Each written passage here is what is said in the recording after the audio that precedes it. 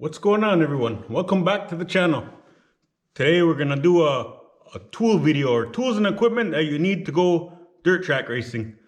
Some of the basic essentials and probably some of the stuff you didn't know you needed. But it makes racing a lot easier, more effective, and it helps with your lap times. Some of the specialty tools. I don't own all the tools, so we're gonna go for a ride and we're gonna go check out Action Race Parts. He has some of the specialty tools in stock. They're a little bit higher price tag. That's why I don't have it here. But I do have a lot of the essential tools that we need to get started. I'm gonna get right into it. Let's go. This is the tire grinder. It's a 7-inch variable speed grinder or polisher. I got it at Harbor Freight. I've tried a couple of different brands, and this is the cheapest model they have at Harbor Freight. It's adjustable, so the speed can go faster or it can slow down. But the cheapest model so far has been my favorite one. This has been my favorite one. The handle's up high so it doesn't catch your fingers. And that's what I use. I bought it thinking it was only gonna last me one season, and this is my 3rd season on it, so pretty good product. This is the grit on it. That's what actually makes contact with the surface of the tire. This is a heated tire siper. So what it does is it cuts little grooves into the tires. You can see the little blades there on the bottom. I don't know how clear it's gonna be. And it's electric, so it heats up and it just slices up the tires. Nice and easy, like butter. So essentially what this tool does is it just lets the tires heat up quicker, and it provides more surface area to touch the dirt, I guess, and push the dust out of the way. And overall, pretty good product. Good way to pick up some lap times and make those tires work. This is a bead breaker. I use it to take off tires. It's the only purpose is just to take the tire off of the rim. We use beadlock rims, so it's just held on with nuts and bolts on one side of the tire, but the other side is locked right onto the rim, and you have to press it off with this. So it just hooks on the edge of the bead right there. You can grab this part. Your tire is usually deflated. You can bend the handle back, and this little arm here lifts up the rim and pushes down on the tire, and it just slides it off the rim easier. They do have an air model, which is compressed air, so you don't even have to put any effort in. The machine does it for you. But this is just the basic model. Does its job pretty well. A welder. Everyone needs a welder. This is one of the smallest models. It just runs off the 1 and 10 volt. I can throw it in the trailer if I need it. If you are gonna get a welder with 110, I recommend getting the MIG-PAC 180. This one is just a little bit too small for what I needed it for. I think the 180 would do a little bit better. A chop saw. We all need a chop saw for this.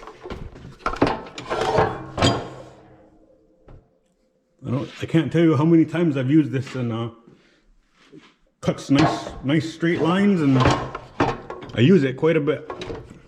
One of the more useful tools in the shop that I have. You need an air compressor to clean off stuff. Some of you might use it to air up your tires. If you're gonna use it to air up your tires, I recommend getting this little water remover out of it. It just catches the water before it goes into your tire. As you know, water expands and it can make your tire grow whenever it gets hot. But everybody needs an air compressor. This is a nitrogen tank. So I use nitrogen air, and I air up my shocks with it, but I also air up my tires with it. Nitrogen doesn't hold water, so the tire stays closer in size at the end of the race. It doesn't grow as much because there's no moisture inside of the nitrogen. To do the shocks, we have this little tool right here. It has basically a bicycle valve on the shock. So I like to keep it in that little yellow range right there.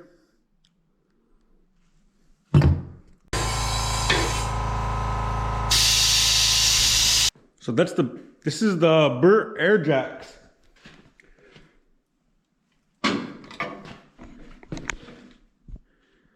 It's made by Bur out of St. Constant, Quebec. Basically, the air goes in, your air compressor hooks to here, and it just shoots air up into the tube and lifts the car up. But I run a blue air hose throughout the car, so I can patch it into the car. So that way I only use one air compressor. And that blue line runs all the way through the car. I just run it along the frame rails, it comes out the front. And this is how I get air to the front of the line. Then you can block it off. So if you hook your air compressor to the front jack or the rear, it doesn't matter. It'll still both work. It's an awesome tool. It makes working on the car so much easier. Not only can I use it in the shop, these things weigh like 30 or 40 pounds and I can bring it to the track with me and set it up at the track. It has pretty good balance. I think each jack is rated for 2,000 pounds. It was a huge improvement in being able to work on the race car in a timely fashion. I believe the jacks retail for $1,300 American each. So it's about $2,600 for the jacks. You can pick them up at most of the modified dirt parts stores. They have Action Race Parts. Great investment. So I actually participated in an online raffle. I bought a raffle ticket for $60 Canadian, and I ended up winning the jacks. So I only paid $60 for both of mine, which is lucky. Huge improvement to the racing program. We need a battery charger. The batteries in these cars, they don't hold up very well. All the heat and all the shaking, so we're constantly having to charge the batteries or boost it. So you need one of these. Just the essentials, basic tools right here. This right here is my 20-volt tool collection. So I have a bunch of drills, impact. We have a bunch of impact guns. These are little impacts.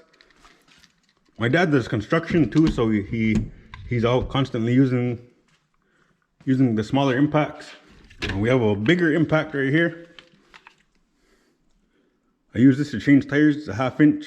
This is actually the smaller model of the impact, of the 1/2 inch impact. I have another one right here. So this is a sideways drill, perfect for getting in tight spots.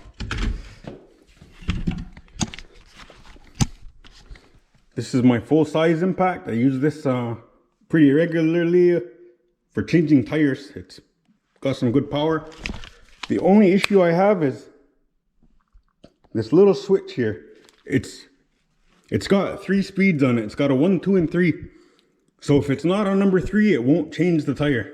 And I actually had a pit stop go, 2 pit stops go wrong where the switch was on number 1, which it is. It's kind of backwards, so let me turn this around here. So you got to make sure that switch is on number 3 if you're going to do a pit stop, a live pit stop, because number 1 will not take off the tire, and number 2 will take forever to get the tire tight and loose. It might not even break it loose. Well, I have 2 different kinds here. They both work pretty well. This one takes off the tire no problem also, but the bigger one definitely has more power. And then you need a good set of batteries for everything.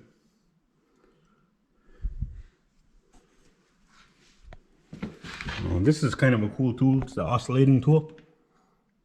Just makes for cutting stuff pretty nice. I bring most of these tools along with me. I make sure I have at least one of each in the trailer, and I bring a ton of batteries with me. I never like to go without it. Every tool shop needs a vise. It's the extra set of hands that you need to hold things, and it ain't gonna let it go. Another great tool is a bench grinder. I use this in a ton, almost daily when I'm working on the cars. I'm using the bench grinder. It's been a big help. Another one of the essential tools that you need in the shop. You need to have a floor jack. It's essential. This one is about 10 years old, but it's all aluminum. Got it from Canadian Tire. It weighs like 30 pounds. It's one of my favorite jacks, and they don't make it no more. Because it's all aluminum, the price has probably gone up skyrocketing, and it's probably not as sturdy. But I got this one at Canadian Tire. I was trying to get the same aluminum, but now they make it half aluminum and half steel. Probably for the added strength and less risk of it breaking or bending or something. But this one is about 45 pounds. This black jack is 45 pounds. And this one is about 25 to 30 pounds. So I love using this on quick at the track. So I use the DeWALT Tough System 2.0. Got nice little cupboards in there, little holders. A couple of specialty tools like for the tire valves. This one does the stagger of the tires, so I know how the circumference of each of the tires. It's got a couple basic hand tools and a lug wrench, my hammers, and then I carry this around. I always make sure it's only a cheap Husky set. It's like a cheaper brand, but I keep them all organized still. I bring it with me just in case something happens. I have all the tools, but I also have an extension and a socket for pretty much every single piece of the car, so I could just grab the extension with a piece of tape on it and I know where it goes. But I have a whole mess of wrenches in here, and only the stuff that fits on the modified goes in the box. I don't bring nothing else with me. I don't bring like extra tools or nothing. It's just all these wrenches will fit on the modified somewhere. Lighting, it's really important. I love to have flashlights. I bring these big lights around with me, and I bought a 4-foot shop light and I use that to light up the back of the trailer. And it's portable, so I just throw it on the car sometimes when I really need it.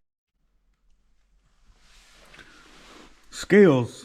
You can put your car on the pads, see how much the total weight of the car is. You can also see how much weight is on each particular tire, or the left side or the right side, front, rear. You can set the buttons any way you want.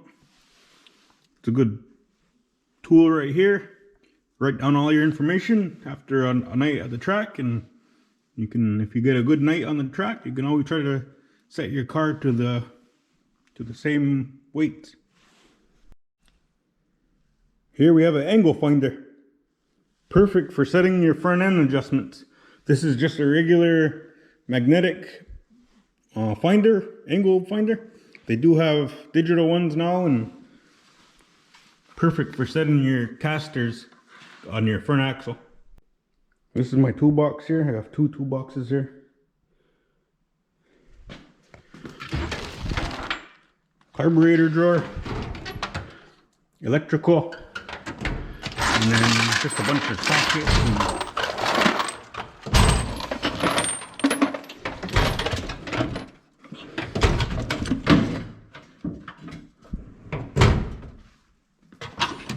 another wrench drawer, metric, another wrench drawer standard. Just has the basic wrenches that we would need that I don't need to carry around. They're doubles. You always have to have some big ones laying around. Big channel locks. I do bring most of this stuff with the pliers and stuff with me to the track. I pull it out of the box here. Drill bit box. I only use drill bits a couple times. I shoot them out after they become dull, or I break them right away. And Allen key drawer, very important. And then a drawer in case I drop stuff or need to see behind something. Extension cords and a generator. Very important to have at the racetrack. There's usually no electricity hookup, so you have to bring your own electricity.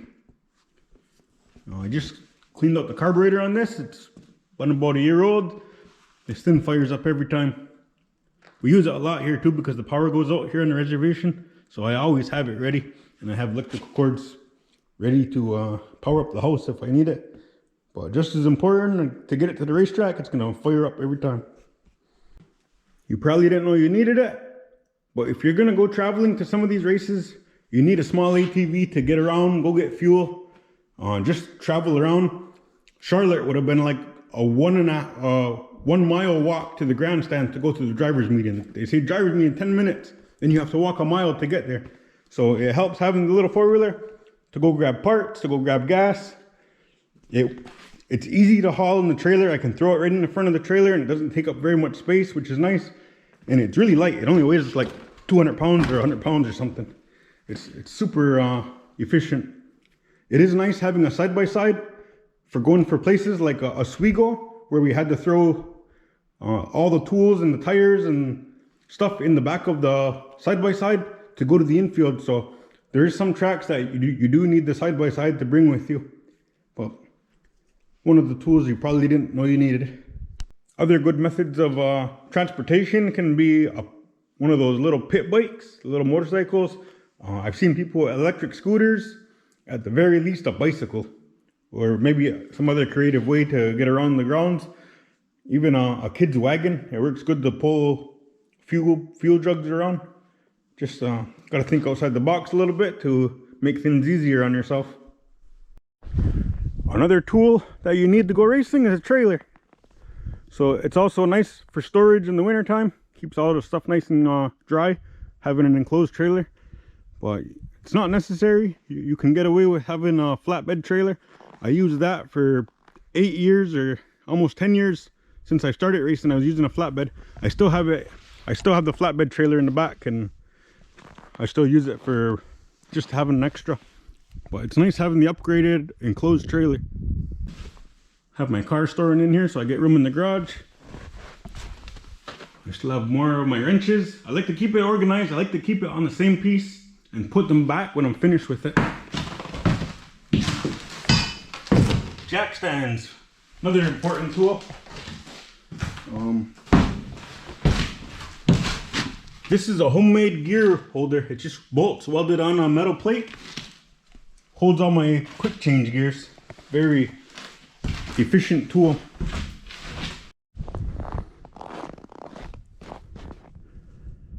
You need a hauler. I'm thankful and fortunate that my father picked up a new 250 diesel to pull the trailer this year. It makes things a lot easier. We had a small 1500 truck and the trailer was kind of overwhelming it. It would sag and it didn't stop good.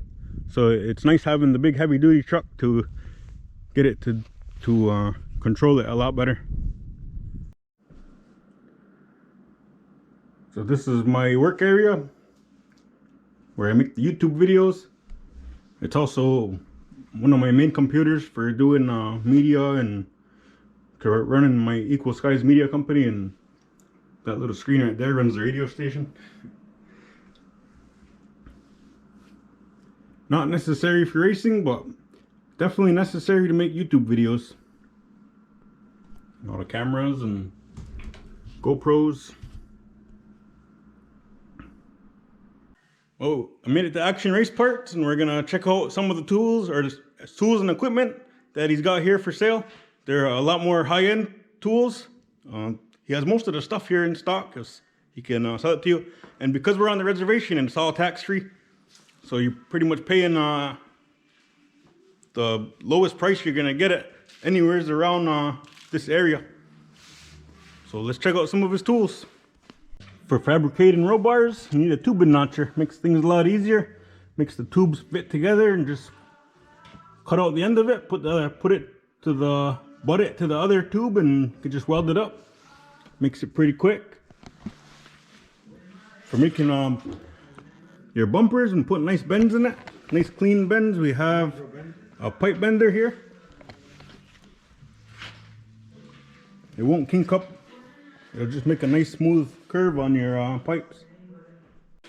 Here's another necessary tool, acetylene torches. Get all those stubborn nuts and bolts off, or if you find some rust anywhere. You won't really see it on the modifieds or nothing, but you never know when you're gonna need it. Definitely for the hauler or your trailers anyways. Might have to get some stuck bolts off. A little bit nicer of a chop saw. It's got a carbide blade on it. It'll cut aluminum or steel. So here we have a shock dyno.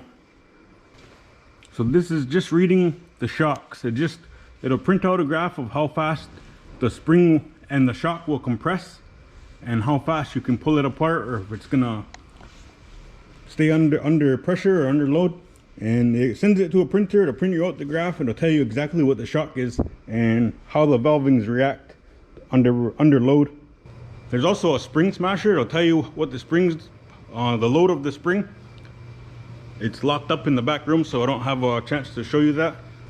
So this is Action Race Parts. It's in Hogansburg, New York. It's located on the Indian Reservation, so all the parts and all the tools that you want to purchase for your modified cars. He has parts for the pro stock, dirt car pro stocks. You can get them all here. They're all tax-free. He also sells engines, the 602 crate engine. He has them in stock. He has all the parts here that you would need to dress it up. And we have the Burt Jacks. These are brand new. He has these for sale, tax-free also. And he was saying that his Burt Jacks are $2,300 for the set.